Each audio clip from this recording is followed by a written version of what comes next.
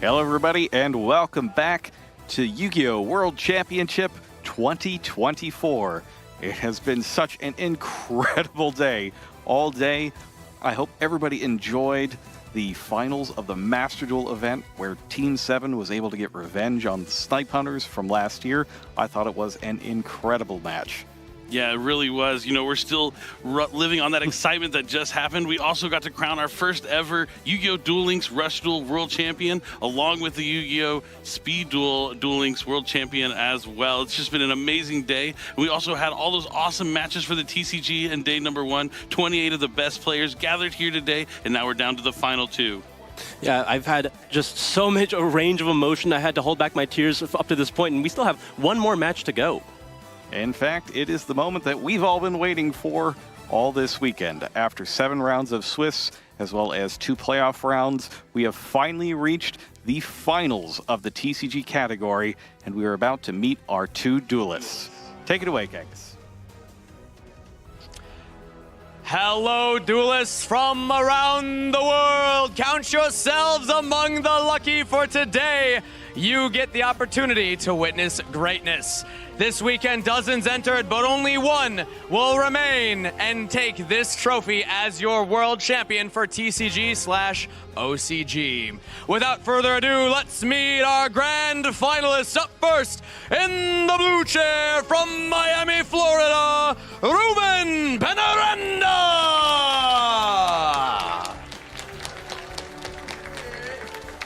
And his opponent in the red chair, from Peak Hill, New York, Mark Solis!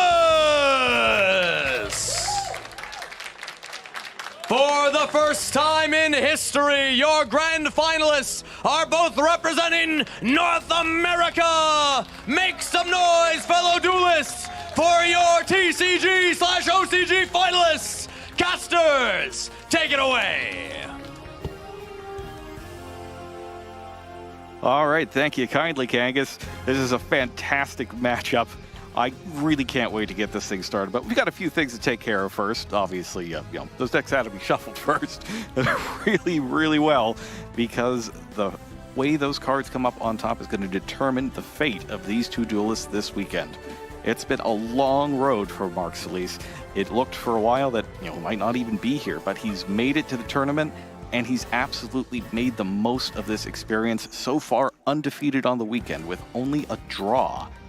That's right. He came in first after Swiss, but his opponent, Ruben, he started off hot yesterday, winning the first 3 rounds of Swiss. Took a little bit of a bump, unlucky draws there, lost the next 3, but didn't let him get it to him emotionally or mentally. He was able to bounce back, win that last crucial round to give him that chance, that opportunity to make it into top 8, and now he finds himself in the finals against another player from the United States, in Mark Solis. Yeah, Mark Solis has been Jerome's favorite for this entire tournament so far, but he's been really consistent up to this point. Ruben has been one of my favorites, but getting that a little bit lacking in the middle part of the tournament, but he caught back up, and now he's made it all the way to the finals. That's right, and you may know me as a caster, someone who works at Konami now, but I'm also a duelist. And as I've been casting these events for the past couple of years, there's been one player that has been I didn't really know him very well, and it's Ruben. And he's just been coming out of the woodwork, doing so well at all these tournaments, and he really caught my eye. And I was like, this kid is special. He won a couple of Team YCSs with his friends. He's been practicing, playing hard,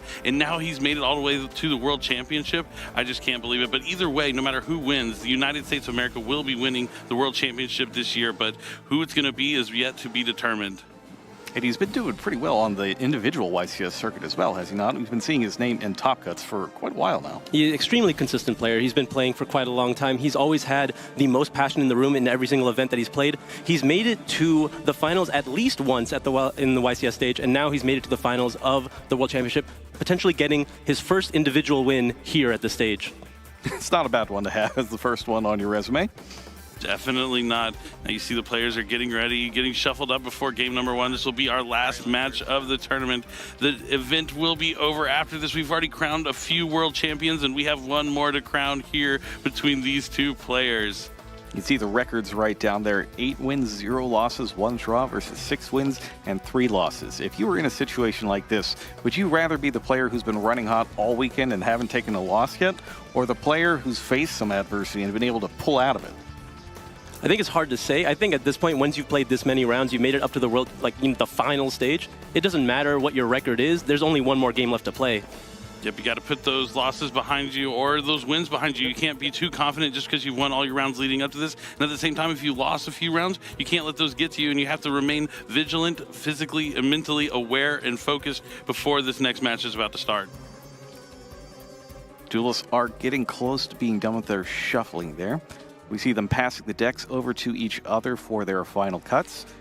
Each player will cut their opponent's deck. There we go. That one last cut, what cut that could mean the most here. All And right. with that, their fate is set.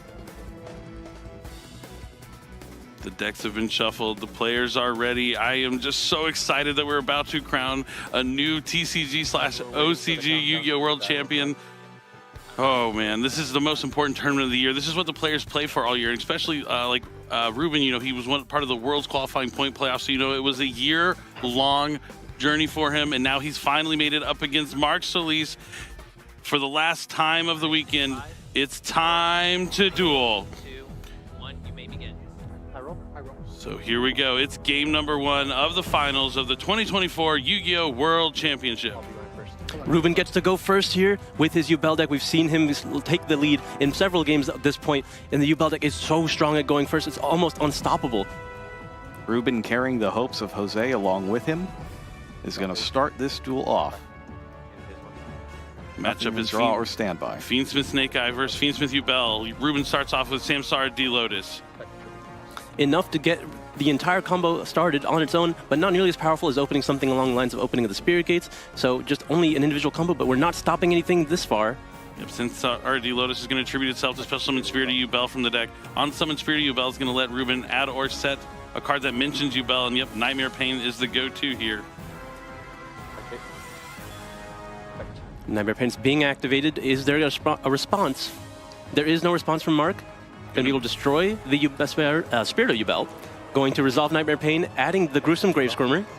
Spirit of Yubel's effect is going to activate when it's destroyed to special summon a Yubel from the deck to the field. Looking an awful lot like his semi-final match so far with no interaction from Mark. Let's see what Ruben's next move is going to be. It looks like he is going to reveal that Gruesome Gravesquirmer to try and special summon it. Opting to special summon, special summon and destroy the Yubel. Probably trying to find more materials to add to the graveyard so he can access Phantom Yubel from that extra deck. So we see Yubel the Terra Incarnate come down. Okay, just double check Squirmer's effect. Go ahead. Yep, Gruesome Gravesquirmer does have a couple of really good effects, being able to special summon and then destroy if you so choose. When it's in the graveyard, it's also going to be able to banish itself and special summon back a monster later on. I think Mark taking note of how many summons have been done at this point. So performing a Leak Summon here, Ruben's going to send both his monsters to the graveyard to summon the link to Unchained Soul Lord of Yama. That's going to let him add an Unchained monster from his deck to his hand. There's only one choice, and it is Shivara. Go ahead and summon Phantom of Yubel. All right, and now he's going to return the 2 materials required to fusion summon Phantom of Yubel from the extra deck. Phantom Yubel is going to protect him from monster effects, as it can change the monster effect to force to become just to destroy Yubel from the deck. Now, as I said, Gruesome Gravesquirmer is going to banish itself from the graveyard to special summon back Spirit of Yubel. This is a great start here for Ruben. Go. No responses from Mark up to this point. With the Phantom already on the field, it's going to be way more difficult to get anything through. Targeting Spirit. All right, the Shivar is going to destroy Spirit of Yubel. While the on-summon effect is once per turn, the effect when it is destroyed to special summon Yubel from the deck is not, or from the graveyard. But seeing as he's just put some Yubel monsters back in the deck, might as well get him from there. There's also no once per turn on summoning the Phantom of Yubel, so the more monsters you get, the more Phantoms you can summon. All right, taking a moment to consider his next move carefully. Ruben's done this combo several times up to this point, so just has to go through the motions to try to consider what could happen from Mark's side. A Link Summon here, going to send both his monsters to the graveyard to summon Unchained Soul of Rage. Since Shivar was sent to the graveyard, it's going to let him set an Unchained Trap card from his deck. It's Gonna go for Abominable Chamber of the Unchained. Caster audio? I cannot. Thank you.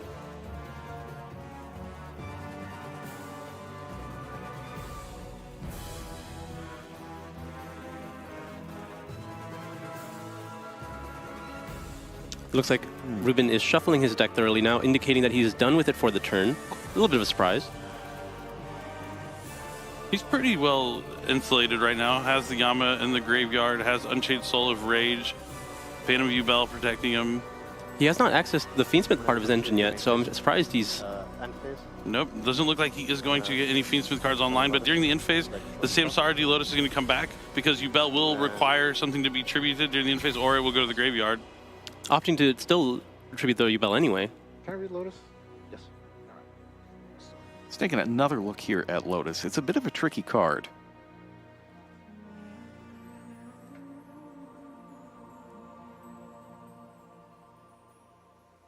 Okay. Yeah, very rare to see this part of Lotus's effect be activated. Correct. All right, my turn. Yeah, so a strong start, but missing that other half of the deck here for Ruben, so it's not going to have something like DDD, High Wave King Caesar on the field. We'll see how Mark's going to pilot his Snake Eye strategy through this field. Now, he didn't interact at all during Ruben's turn, so you got to figure that his hand is full of ways to act instead. That could be the case here. Divine Temple of the Snake Eye, the first action here from Mark. Picking up half the deck, not in the top half. You know how much I love that. What do you think the over-under on number of times that the card they're looking for was in the correct half of the deck? 100% of the time it's on the bottom. Yeah. But Snake Eye's Diabell Star is going to be placed in that spell and trap zone to be summoned later on. And the next up is Bonfire. Ruben has no response. Bonfire is going to let him add a level 4 or lower Pyro monster, and it's going to be that Snake Eyes Poplar. Pop effect. Poplar effect is activated in the hand. Special Summon itself is going to be able to activate on the field to add a Snake Eye spell or trap. Already has the Divine Temple, so he's probably going to be looking to access. Yep, here we go again. Bottom out. Original Sinful Spoils of the Snake Eyes. Now we know because the Unchained Soul Rage is on the field, you can go into Anima, into the zone that it points to. Will be a good way to force out the Unchained Soul of Rage potentially, but he could also hold off on it since he does have Abominable, but having the Soul of Rage in the spell and trap card zone would be also... Ignore that Bonfire Colossus. It's actually supposed to be Bonfire. So Soul of Rage, yep, going to use right away here on Anima. Important note, Poplar wasn't activated either. That's something key to note. Holding off on the Poplar graveyard effect. that is. Mhm. Any triggers this turn play? Yeah, I'm trying to go on target. I'm going to go Chainlink. So Chainlink 1, Divine Temple to try and summon the Snake Eye Diabell Star. Chainlink 2, Ruben's SP Knight is going to banish the Snake Eyes Diabell Star from the spell and trap zone. That's huge. Ruben taking advantage of how turn player priority works here to get the banish off in the way that he wants.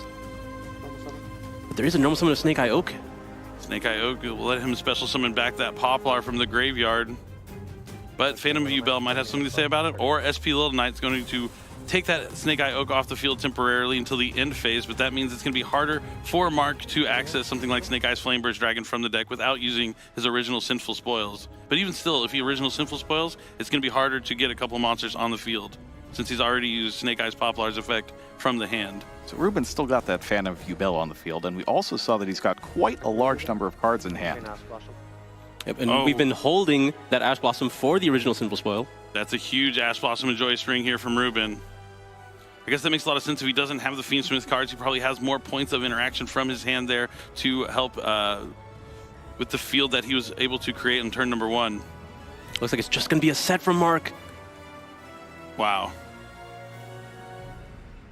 So Ruben able to stop Mark from going any further here in his turn. Mark, could you please straighten up your graveyard? Sure. Thank you.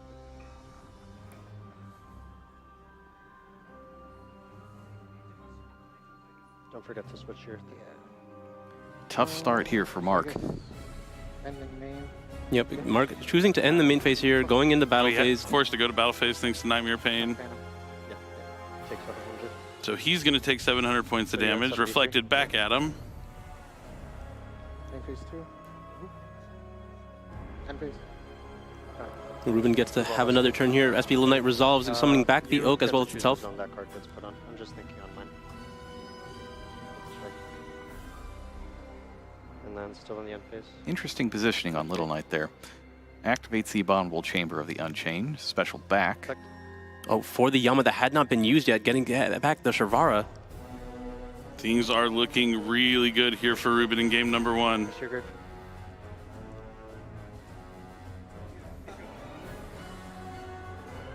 Still in the end phase.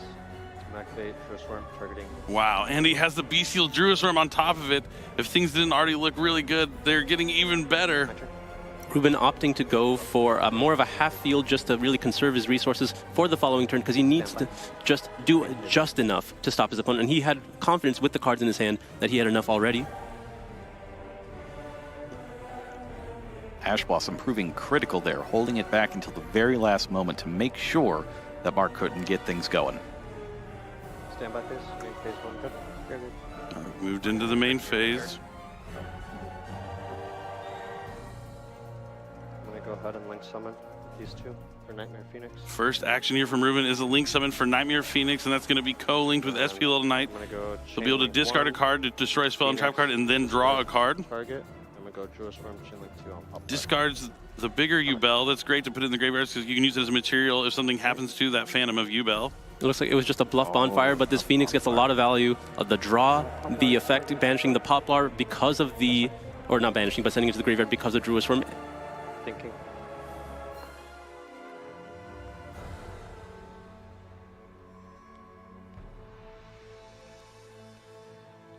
Confidently in the driver's seat right now is Ruben. He doesn't want to make any silly mistakes at this point in the duel. Looks like he's going to make another Phantom of Yubel here.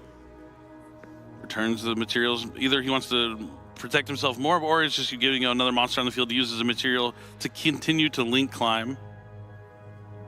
He does have to watch out for maybe a pair of cards, even though Mark only has a pair of cards in hand that could disrupt him. Yeah, could really only be afraid of Effect Veilers paired with something along the lines of Nibiru the Primal Being. If there was an Infinite Permanence, it would have been set to the field already. Exactly. So those Phantom Yubels are really putting in a lot of work here. But he is going to send one to the graveyard to special summon Shavara from the hand.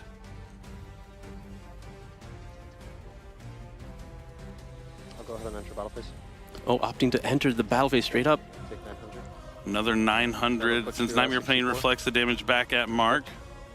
-3, -6, yeah. I'm going to attack over. Yep. It's going to be another 700 points of damage. 54. Yep. Or Mark. not 54, 57. Not going to be quite enough Back here. 19. Because it's 19, 2000, and another 2000? Oh, actually, Yeah, it's 59. it's 59. Attack for game. All right, and Ruben takes game number 1 over Mark, and now just one game away from becoming the Yu-Gi-Oh! TCG / OCG World Champion. But you don't see a smile on his face, still stoic, still focused, knows that the job is not done just yet. Yeah, watching Ruben, it feels like he's so locked in and forces me to just lock into the game with him. And I want to take a moment to note that Yubel has been known to be this explosive strategy, right? When it gets to go first, it really makes the biggest board that it can. And I feel like that's not what Ruben comes here to do today. At least not in game 1. He dedicated most of his deck to be able to break boards and be able to play going second. So he is a little bit lacking in what he wants to do going first. But he's able to do just enough and really conserve his resources and play really close to his chest and just really controlled the state of the game, and he didn't really commit any of his resources to any of those plays, and he was able to play under most of the possible responses that Mark could have had. For example, a card that I haven't seen this weekend out of any of the Yubel duelists was Rudris, which is one of those things that you associate with kind of the high roll full combo board they have.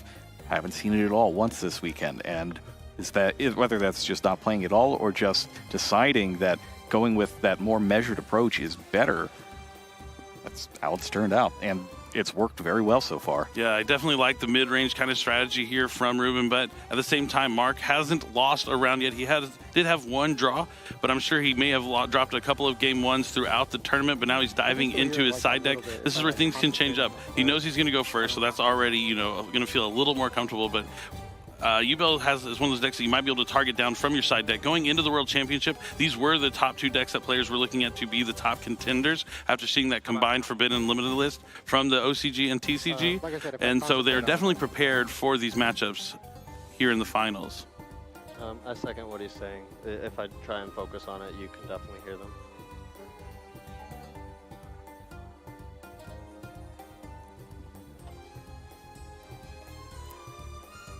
Okay, yeah, that's right. See if it comes back. So If it it's does, certainly please not let us know Mark's first immediately. matchup against Ubel. Probably not even the first one that he didn't get to go first in.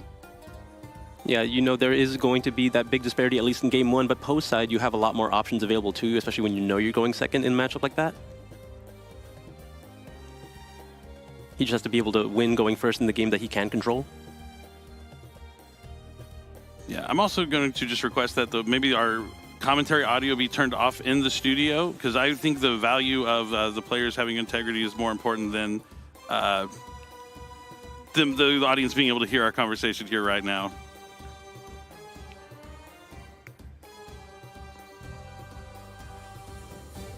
So I'll take a moment and see if anyone could listen to that request, but we are excited to be here in the finals, but we are also trying to be quiet because the players are picking us up.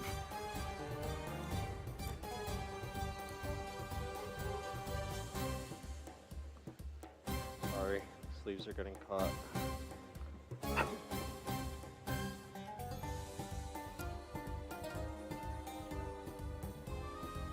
The tension is palpable in this room right now. You could cut it with a knife. I'll go first. Good luck. Mark will be going first here in this second game. Looks like the players are mostly ready here, just waiting for the go-ahead. Win or lose, this will be Mark's only chance to go first in this duel, so he's going to need to make it count.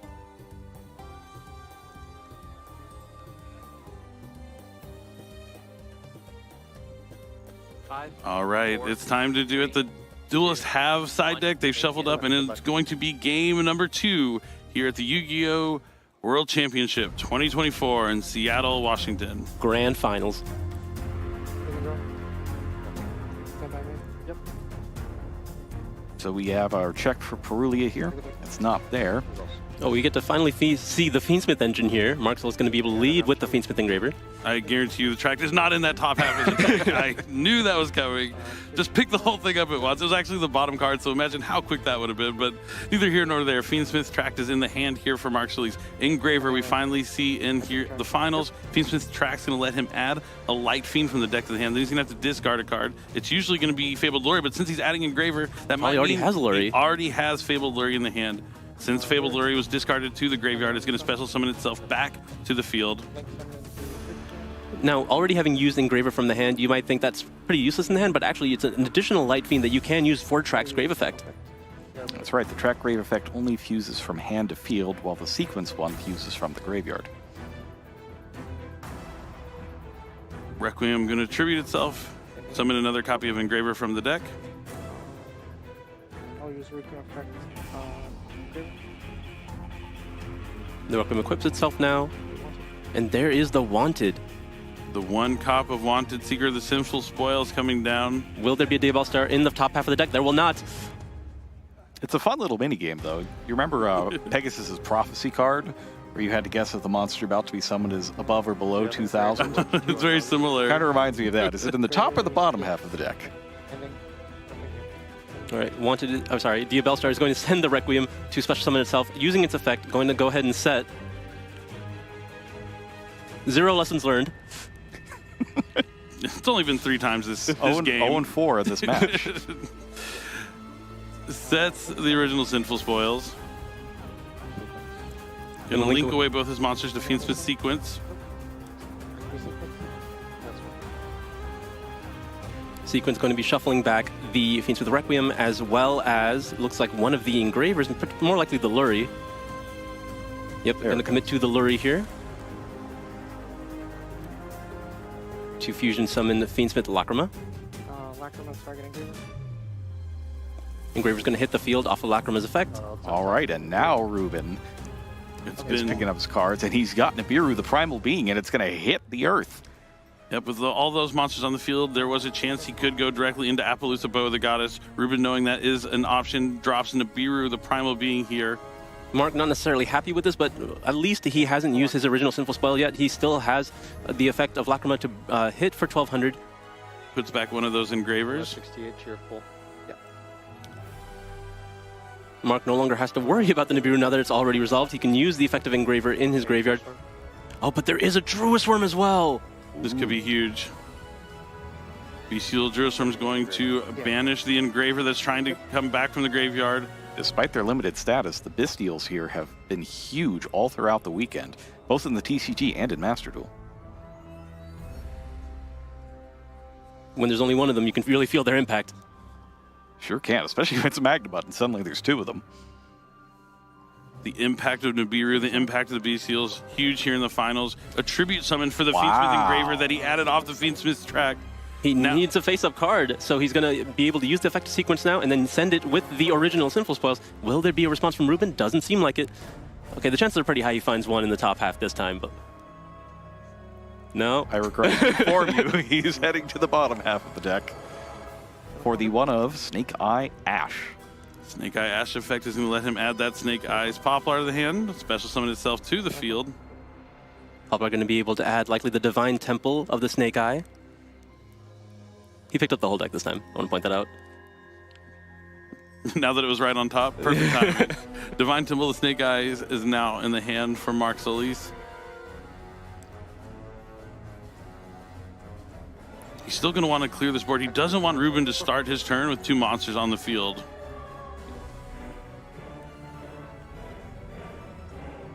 Forced to use... The Bellstar is now in the Spell and Trap zone. Unfortunately, both effects of Sequence and Requiem have been used, so Engraver will not likely have anything to equip to itself to use its effect. So now we're going to be using Ash with the Diabell Star in order to... Seems like he's eyeing Snake Eyes Oak. Target Ash.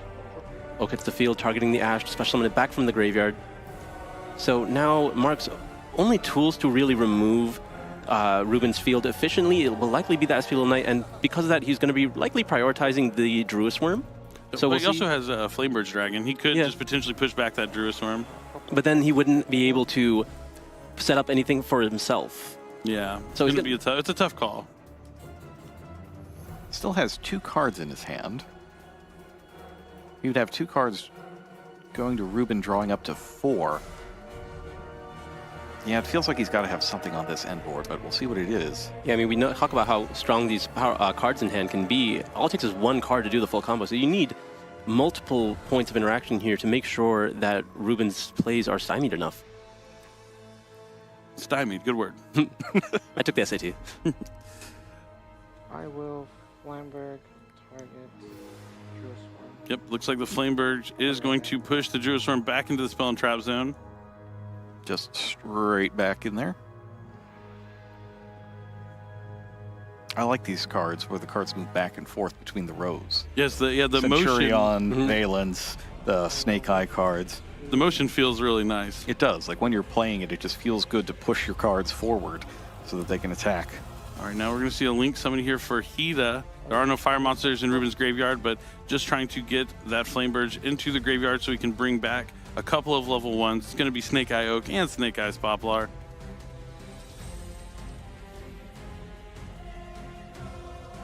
Still having to deal with the Nibiru at this point, but you do have the freedom to use SP Little Knight. But using it now means you don't have it for IP Masquerade later to get the additional value from the banish on your opponent's turn. You still have its on-field effect, of course, but just really minimizing the amount of full responses that you could have.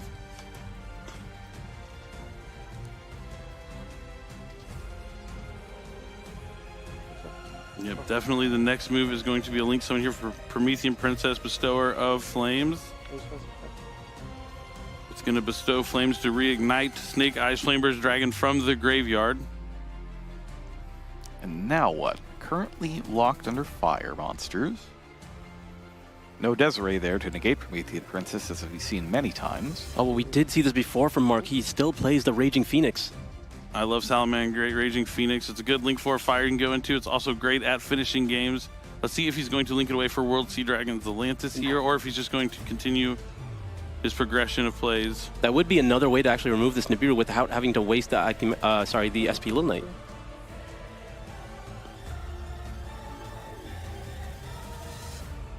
And it does look like that is what Mark is considering. I'll use World Sea Effect. Yep, he's going to use World Sea Dragon's Blade. It's going to banish all monsters on the field and special summon them back. Mark gets to choose if they go face up, face down, all their positions. But since that Nibiru is special summoned, Ruben special summoned a monster which will activate the effect of Promethean Princess to destroy the Snake Eyes Flameburst Dragon and the Nibiru, the Primal Being. Now he can use the Raging Phoenix just to put another monster on the field. Looks like he is going to do just that. Since a fire monster was destroyed, the Salamander Great Raging Phoenix special summons back from the graveyard and gains the attack of the monster destroyed. But chances are it'll be used as a link material here, and that is the case because he wants to get that princess back into the graveyard. Mark really burning through the fire monsters in his extract, but he had a plethora of them. Now he's going to use Snake Eyes Diabell Star to place Flameburst Dragon from the graveyard in the spell and trap zone and special summon itself out to the main monster zone. And he still has the 2 non-link monsters needed to summon IP Masquerena. I don't know if I've ever seen this board state before, but you know, having to play through Nibiru and Druid Swarm, you have to be able to adapt on the fly and find a still a strong board at that, because the way to deal with IP is to go to battle phase, but he has the World Sea Dragon's Lantis co-linked with the Nightmare Phoenix, so if he tries to go to battle, he can destroy monsters at any point in the battle phase. Exactly, and he still has the Flameburst in the spell and trap zone, so he didn't even lose access to it because of the Divine Temple. So anytime Ruben would summon a monster, he can push up that Flameburst and then still has access to a powerful Little Knight while also getting back all the advantage from your graveyard. Beautiful play here from Mark Solis. It's a really smart field, smart line of play, and it's not something you usually see because you associate these cards with finishing the duel on turn 3 or beyond. Indeed. Let's see what he got off of that draw from Wanted Seeker of the Sinful Spoils. Just going to be a pass back here.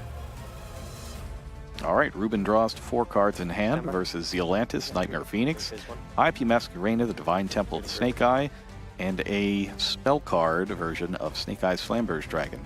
And he starts off with Fiendsmith and Graver. Oh, but there is an Ash Blossom to meet it. That was going to be one of the more powerful effects because it was going to demand answers immediately as soon as it hits the field alongside a Requiem. Has he got the throne? He does. Nightmare Throne for Ruben. He baited out the Ash, and now he's free to either destroy or add from his deck. Probably going to destroy Spirit of Yubel, if I had to guess. But I've been wrong before, but nope, this time I'm right. It is Spirit of Yubel being destroyed, so he's going to try and special summon a Yubel from the deck. The faster that he could put up the Phantom Yubel, the faster that he could answer the IP Masquerena. Yeah, I'll target. All right, since the monster was summoned, Divine Temple of the Snake Eye is going to allow Mark Solis to push forward that Snake Eyes Flameburst Dragon into the main monster zone.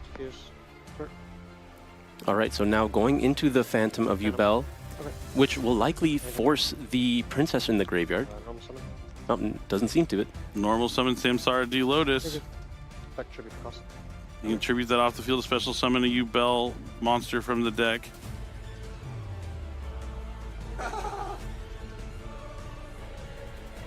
Trying to find that other copy of Spirit of Yubel. Found it. Yep. Now he's going to use the effect to set Nightmare Pain from the deck.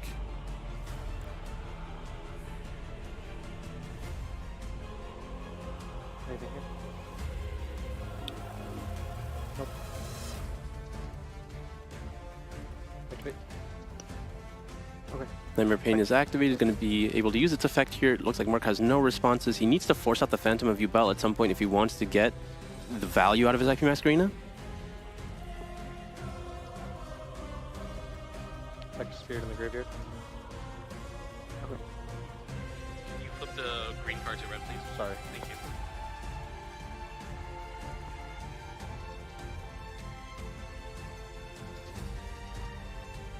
This is a very tense duel. So much on the line.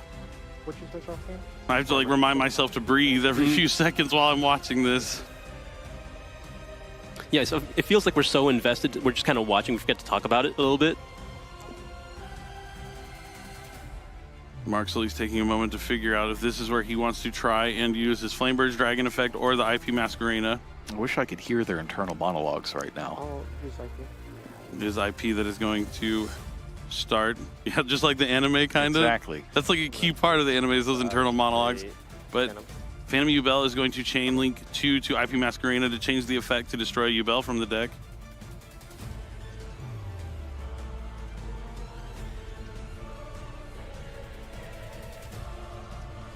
Looks like he's thinking about destroying Spirit of Yubel again. Yep, that's gonna be Spirit of Yubel destroyed. Let's see if he has another monster to summon off of it. Anything here? Doesn't look like it. So he'll reveal Gruesome Gravescorn to spell summon that from the hand For this. and destroys Yubel. And now he's going to use Yubel's effect. Special summoning the Terra Incarnate. Now, I haven't seen an Ultimate Nightmare the entire weekend, but this could be a... If you can take this Terra Incarnate off the field and have it summon nothing in return, that could be huge. Well, I think that's why he's been holding Nightmare Throne's effect, right? Right. That's right, he hasn't used it yet. Okay. He's been saving it for this princess that he knows is lurking in Mark's graveyard. Yeah, he's trying his best, but there's still plenty of interaction here from Mark's side of things. For The Zealantis is really troublesome just sitting there on the field. Yeah, you can't go straight into the battle phase now. Not that the IP Masquerade is much more of a threat.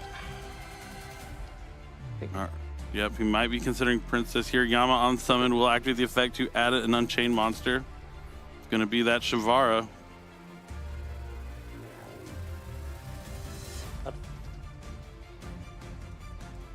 Farah ends up in Ruben's hand here. Just the sole Lord Yama so far. He has the ability to use the Gruesome Swarmer. Incarnate and Spirit of Yubel. But before that, another Phantom Yubel. Yeah, oh man, you would think that he wanted to maybe get that Princess effect out before another Phantom touchdown. The effect of Phantom is once per turn, right? To negate? Or to switch the effect? No, I don't think, is it? It might be, yeah, it might actually be. You can summon multiple return, but Yeah. the effect is only once per turn. That's right, because you have to use infinite permanents when they have two. Vanish. So he'll be okay. He's just going to use it as a material. Or it doesn't target. Vanish. Yeah, you're good. Yep, banishes Gruesome Gravescormer to special summon back Spirit of Yubel. Activate. Target. Sharvara is going to go after that Spirit of Yubel. I'll go Chain Link 1, Chain Link 2. You're good. Nightmare Throne's effect has not been used. And now it will be, so he's going to be able to set the trap from the deck and special summon a Yubel of a different level from Sphere to Yubel. One up or one down, and it is going to be the Terra Incarnate yet again. The Terra Incarnate from the Nightmare Throne, and then from the Spirit of Yubel back to the Yubel that was shuffled into the deck earlier? Yep. From the graveyard. Luckily, Spirit of Yubel can summon from anywhere. Anything here? Nope. No Link Summon. Ruben finding a way here. Gonna make Anguish. Anguish will let him use one of Mark's monsters as a material. Summon. Do you have any triggers? Yeah, this is what I was talking about earlier. Ruben's deck plays a lot of these cards that are not typically in the extra deck, choosing to have more utility going second than utility going first.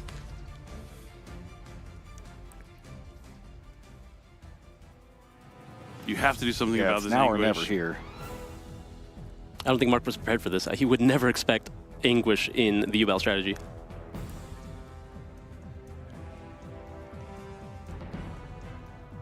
Yeah, I'll use Princess. Targets.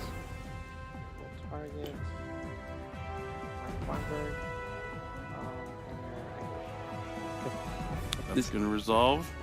Flamebridge is going to be able to add back or summon back multiple level 1s from the graveyard, but Anguish is also going to be able to add back one of those fiends. I'm gonna go. And the Princess Anguish, being Chain Link co-linked 1. with the Zealantis means now there are 3 monsters that are co-linked, so that'll be more cards that can destroy during the battle phase potentially. Ruben's going to use Yama's effect to banish itself from the graveyard since the card was destroyed and summon back a fiend. Anguish put back one of those Phantom Yubels. Wait, Oak and Poplar come from the graveyard to the field thanks to Snake Eyes Flamebird's Dragon. Anguish comes back thanks to Yama. Ash, Expertly played here from Ruben. He's played into many Snake Eye fields up to this point. He knows what he's looking for. Oak's going to add Snake Eye Ash from the hand. And wouldn't you know it, the original Sinful Spoils is on the bottom where he put it. I'll activate Anguish targeting World's Zealantis. Yep, this is looking good for Ruben. He's going to link away the Zealantis for Axis Code Talker, targeting his Anguish, so it's going to gain 3,000 attack. And that's a lot of Yubels with a lot of Nightmare Pain. Attack you, take 27. Going to attack into the Promethean Princess. 27. The damage is reflected, the damage is reflected, the damage is reflected, and that's it. Ruben wins your 2024 TCG/OCG Yu-Gi-Oh! World Champion from the United States is Ruben Piñaranda.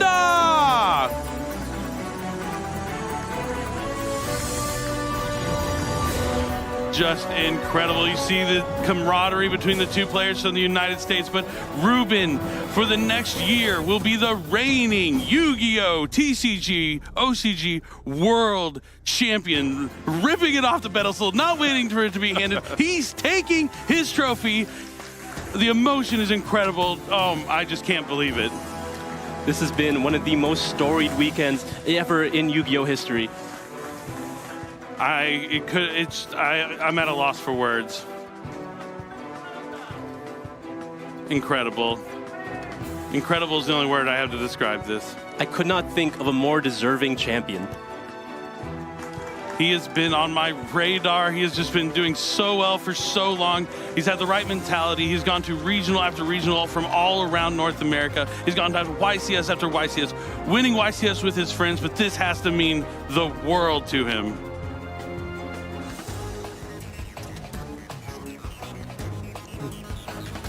Absolutely amazing. Just overwhelms much. It's like kind of like a cascade of emotions that hit you. It's not just because you won, because you're just so focused, always focusing on the next round. It's not over till it's over. The job isn't done until you finally finish the tournament, until you finally won. And then when you finally hit that moment, and it's just a waterfall of emotions. Just congratulations to Ruben Peñaranda. Got to give him a sec to get all these emotions through, letting it settle in.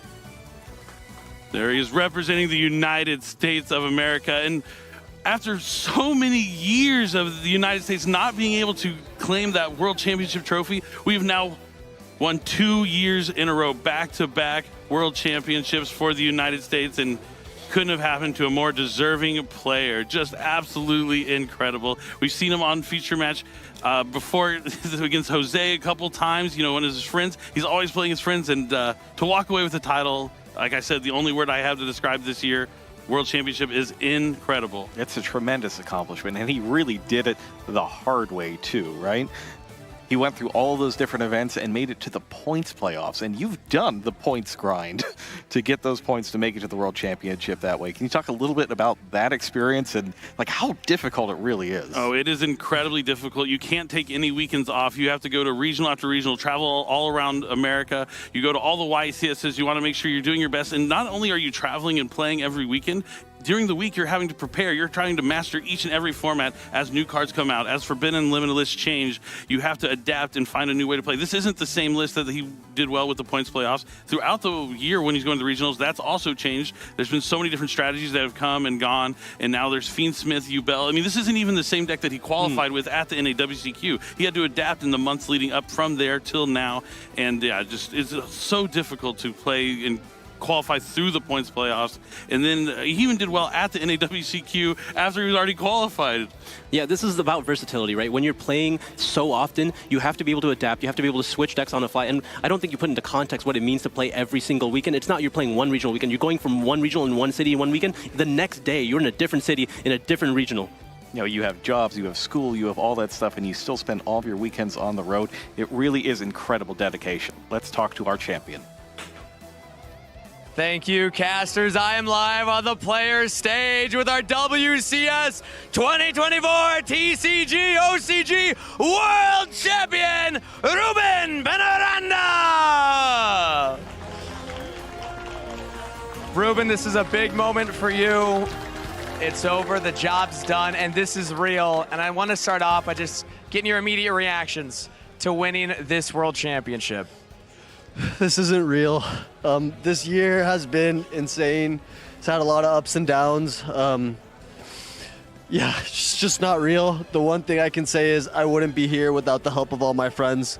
The ones that are here, the ones that aren't, the ones that are at home watching, rooting for me, sending me messages. It's who I do it for. This wasn't for me. It's not for me, Bell. It's for you, Bell. おめでとうございます。今の率直な感情など、今考えていることを教えてください。そのことで、もう本当現実的な、もう現実とは思えないぐらい今ものすごく感動しております。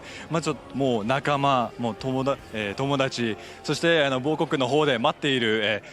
見てくれている人たちがいなかったらもう自分はここにいないと思います。もう今もまだ自分がもうここに立っていることを信じられません。Now, Ruben, you mentioned it's been a crazy year. It has been a crazy year for you. You were telling me your schedule. You've been traveling all summer, going from work to event to work to event. You haven't even been home more than a couple of days in the last few months. How have you managed to find the time even to prepare for an event like this? Like I say often, if you're near me, you know this. Yu-Gi-Oh's like a job. The days you want to play it are the days you have to clock in the most. You just go in, practice every day, have great friends around you that keep you motivated. That's pretty much it. もうここ数ヶ月間もう家に帰ったのが数日というほどいろいろなスケジュールで大会に参加していたと聞いたのですが、それらの時間をどうやって作ったのですかという質問に対してもう自分にとっては遊戯王はもう仕事みたいなものであり、それに対してもう真摯に向き合っていくだけです。本当もう仲間やみんなのサポートがなかったらもうここまではできていないと思います。Now, Ruben, you mentioned that you didn't do this for yourself. You're wearing the flag. You've been representing the region. Last year is Pauly. This year it's you. What does this mean for the reputation of the region that you're representing at the international stage? Like all of us in the US and North America know, we're no one to scoff at. I think we proved it in the last 2 years. That's pretty much it. そうですね、去年としても、今年としても、自分、地域としての優勝となっておりますが、それに対してのコメントとかありますかというところで、自分たちがもうここに立っているというところで、自分たちのもう存在ということをある種、ここで証明できているのではないかと思います。Ruben, final question for you. Not only were you doing it for the region, you said in your semifinals match, you were doing it for Jose. So what message do you have for Jose out there and anybody else at home who's been cheering and supporting you along the journey? Thank you. I love you all. Like I said multiple times, I couldn't have done this without you. This is a stressful thing to do. It's a stressful environment. If you don't have people supporting you, you can't get through it. Thank you from the bottom of my heart. It was not alone. さっきも、名前を言ってくれたホセ君や、自分たちの母国で待っている友達や仲間などに何か伝えたいことはありますかという質問に関してもうみんな心から愛している。もう本当にありがとう。君たちがいなかったら自分はここに立つことはできなかったと何度も繰り返すことになるけれども、本当そのサポートによって自分はここにいると言ってます。Congratulations once again, Ruben. All the duelists better make some noise for your TCG OCG 2024 World Champion! And with that said, we're going to send it back over to the casters. Congratulations, Ruben. Truly a deserving champion if ever there was one. Definitely. I mean, I think back to that first team YCS that he won. It was one of the Latin America events, but we actually broadcasted from the Konami studios. It was early in the morning. We were tired, but we were excited when we saw his team was going to be there in the finals. And after they won, I remember talking with you, Asala. I was like, wow, finally he got it. There's someone who wasn't able to get one of those wins yet, but was on the outside looking in and deserved it. And to go from there just in a short while, a couple years later, maybe almost a year and a half, to be walking away as the pinnacle of Yu-Gi-Oh! It doesn't get higher than this. Winning the World Championship, just incredible. And if I know Ruben at all, tonight, a celebration. Tomorrow, celebration going back home. But then after that, he's going to be coming back next year at the World Championship. That's when the testing starts immediately. He's already going to be focusing on trying to win 2 in a row. But for now, it's celebration only. Yeah, he is about that passion. He's about that grind. It's never a day off here. He knows he already has another job to do. He's coming back for the World Championship next year, and he has to try to win again. It's a long time between now and then. There's going to be all sorts of different cards, new strategies, all sorts of things to master. Plenty of YCS's regionals. He's going to be playing a lot over the next year, and we hope that everybody out there is going to play a lot as well. Next year, it could be you. You can see that if you put in the work, you put in the effort, you play test a lot, you learn all the cards, learn all the strategies, you can do it. Even if you're just a beginner now, eventually you can make it all the way. Yep, it only starts with a dream and some friends and some hope. You could just be out there. Maybe you're playing at your OTS. You're watching from the watch parties that we have going all around the world, and you're cheering for our United States champion. this could be you next year. The only person stopping you is you. You have to put the time in, the practice, as you mentioned. If you enjoy Yu-Gi-Oh, that's all that matters, and you can also be someone who can compete at the World Championship. Maybe you'll be the next Ruben, maybe you'll be the next Asala, the next Jerome, the next Billy. Who knows? You have the power. All you have to do is practice, play, and believe in the heart of the cards. Well, you probably want to be the next Ruben since he won the World Championship and we didn't. Hey, Yeah. you are, what I'm trying to say is you are who you are, and you have to believe in yourself. I believe Ruben is like the perfect example of that. He has been around for so long at this point. He's been trying so hard to get to that point. He never gave up, and now he is the world champion. And Just an expertly played match, too, in this last one. Yeah, and this was not an easy World Championship to win. The competition was fierce. 28 of the best players from all around the world competing. It was 7 rounds of Swiss. He started off 3-0, hit a speed bump with the next few rounds, but was able to remain focused, not get discouraged, because if you win three in a row and lose the next 3, that can get in your head. That could make you think, well, maybe I just got lucky, or maybe I just got unlucky in those 3 rounds, and he had to win that last round of Swiss to make sure he could make it here. He needed to rely on some things to go his way in that last round, some certain players to lose to make sure he could make it in the top 8, and all you can do is put yourself in the best position to win, and that's what he did all year long, and it paid off here in the end. Yeah, he had to go up against his opponent in the finals who was undefeated up until that point in the tournament. So that was already having to face against someone that you had previously lost to in Swiss, that means, right?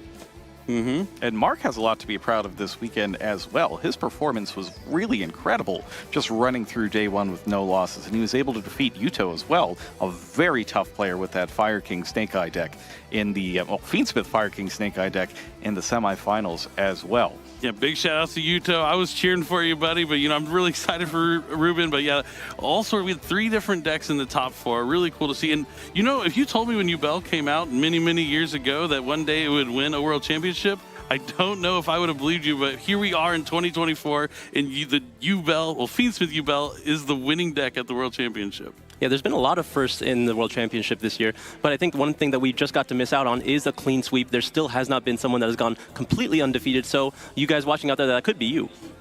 It's been a good weekend for North America as well, just in general. Before this final match, we saw the match between Team 7 from North America and Team Snipe Hunters from Europe as well. And that was a very dominant performance by Team 7 against the team that defeated them in the finals last year. Yeah, that was epic to see a rematch of the finals from the previous year, but different result this time around. You knew that Team 7 was going to come back with a vengeance, and indeed they did. Ryan was not happy with the way his cards landed in his hand there in the finals last year, but this year he was dominant in the finals. He didn't drop a game, and it was just fantastic to watch Team 7 walk away. But big shout out to Team Snipe Hunters. To win last year, come back this year, and make it back to the finals, that's no fluke. Are we going to get the trilogy next year in Master Duel? I feel like it's a real possibility. We could, but you're going to stick around till next year. But we are going to toss it for the final ceremony and the awarding of the trophies. Take it away, Kangas. Duelists from around the world, it is with great privilege that I can announce to you for the first time ever, all together on stage, your Yu-Gi-Oh! World Championship 2024 new reigning champions! Up first for Yu-Gi-Oh! Dueling's Rush Duel, Marc-Andre Laducier Kirkor! For Yu-Gi-Oh! Dueling Speed Duel, Sebastian Villarroel.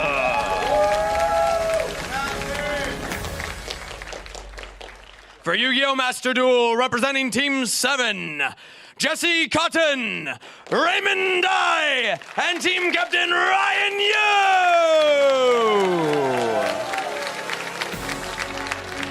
And for TCG/OCG, Ruben Penaranda!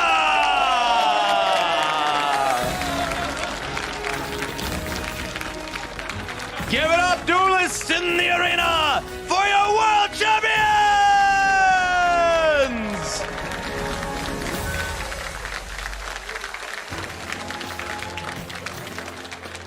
And next up, we would like to give a warm welcome to every single duelist that participated this weekend. Please take to the stage so we can give one final celebration together.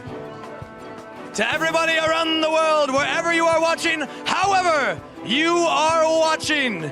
These duelists on stage are the best of the best, representing their regions with pride. Give it up one more time, everybody, for all of your world's competitors!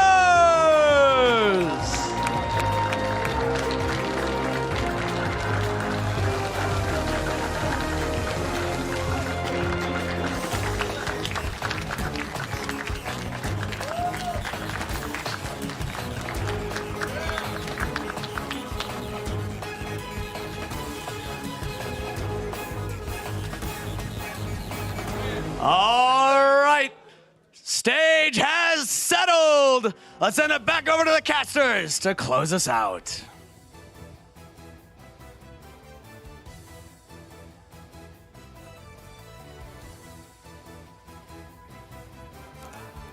All right, thank you, Kangas. This has truly been an excellent weekend, and thank you to all the duelists who came out here, who put on such a great show for all of us here and everybody watching all around the world. Thanks, of course, to our OTS stores that are hosting the World Championship celebrations and watch parties. We saw you up there on the big screen having a good time playing in this World Championship format and supporting your friends and your champions as they competed here on the world stage. I hope you all had a great time as well this weekend. Thank you, of course, to you, Billy and Isala, for helping out with all of the TCG and OCG commentary this weekend. Yeah. I want to shout out the rest of our caster teams as well, who did a fantastic job over on Master Duel and both versions of Duel Links. It has been a really tremendous weekend, and we couldn't have done it without the support of all of you and the support of our sponsors as well. We'd like to thank Alienware, Logitech, Calpico, Durocha, as well as Knightsbridge Industries, Fnatic, and of course Cubis, who created these wonderful acrylics and trophies that our champion players have just picked up. Gentlemen, any final thoughts as we thank our sponsors here? Oh, it's been an incredible weekend, but this is the beginning of the next season. The regionals are already underway for the next NAWCQ, but thank you to everyone. It's going to be an incredible year of Yu-Gi-Oh! The past year was amazing. I can't wait to see you at the next Yu-Gi-Oh! World Championship in 2025. See you next year. Come to the final day. Mark